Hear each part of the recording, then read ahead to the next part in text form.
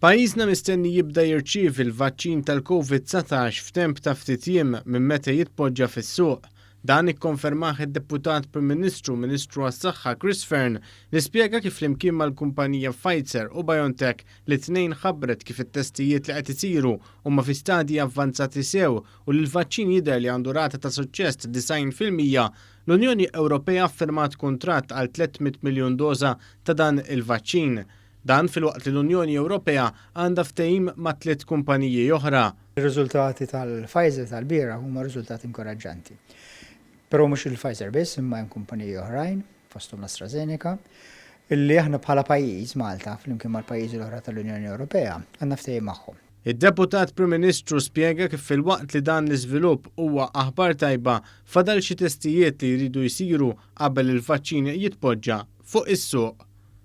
Ir-riżultati sa issa huma inkoraġġanti. Imma tfadal riżultati x'isiru, ġifieri il-kawtela, nota ta' kawtela hi li għadna rridu nistennew aktar riżultati deħlin. Jekk ir-riżultati jibqgħu ġejjin tajbin, dak jikkonferma dak li ilna ngħidu sa ftit ġimgħat illi nistennew li konna l-vaċċin fl-ewwel ġimgħat tas-sena ġdida.